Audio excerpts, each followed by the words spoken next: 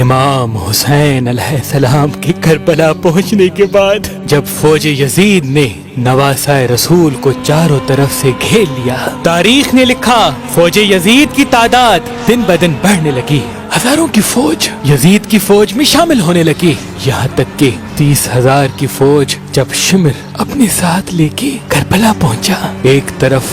لاکھوں کی فوج تھی اور دوسرے طرف ننھے صغیر بچے، عورتیں، بوڑھے اور چند جوان۔ یہ منظر بی بی زینب سلام اللہ علیہا نے دیکھ کے رو کے کہا، بھائی حسین، کیا اس دنیا میں ہم اہل بیت کے چاہنے والا کوئی نہیں جو ہماری نصرت کے لیے آئے؟ امام حسین علیہ السلام نے فرمایا، ہاں بہن، میرا ایک بچپن کا دوست ہے، وہ ہماری نصرت کے لیے ضرور آئے گا۔ یہ کہہ کے امام حسین علیہ السلام نے ایک خط حبیب ابن مظاہر کے لیے تحریر کیا۔ اس خط کا عنوان یہ تھا، بسم اللہ الرحمن الرحیم، انا للہ و انا الیہ راجعون۔ اے حبیب، تم پر سلام ہو،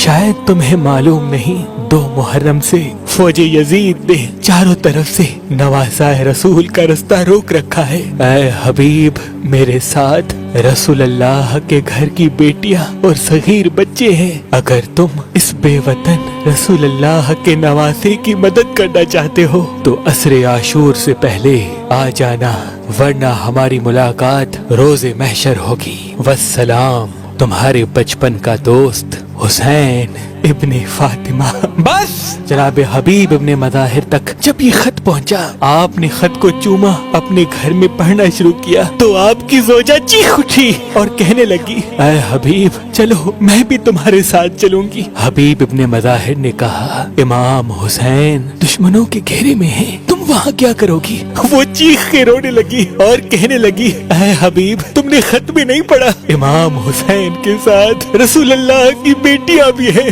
اے حبیب، میں ان کی کنیز بن کے چلوں گی۔ بس جناب حبیب جو ضعیفی کے عالم میں تھے، اپنی زوجہ کے ساتھ جب کربلا پہنچے تو ان کا استقبال کرنے کے لیے امام حسین علیہ السلام خود تشریف فرما ہوئے۔ ایک طرف جناب عباس سلام کرتے ہیں، آگے آگے علی اکبر چلتے ہیں، امام حسین سینے سے لگاتے ہیں، جناب حبیب ابن مظاہر رو کے کہتے ہیں، واہ غربتا، کہاں یہ غریب غلام اور کہاں اہل بیت کا یہ استقبال۔ تاریخ نے لکھا، جناب حبیب جن کی کمر جھکی ہوئی تھی، اپنی کمر سے لکڑی کو باندھتے ہیں اور 10 محرم کے دن فوج یزید کے سامنے آ کے کہتے ہیں، اے ظالموں، خدا کا خوف کرو، یہ رسول اللہ کا خاندان ہے، اللہ کے رسول نے فرمایا تھا کہ میں اجر رسالت کچھ نہیں مانگتا سوائے اس کے کہ میری اولاد سے محبت کرنا۔ اے ظالموں، یزید کی دولت کے سامنے،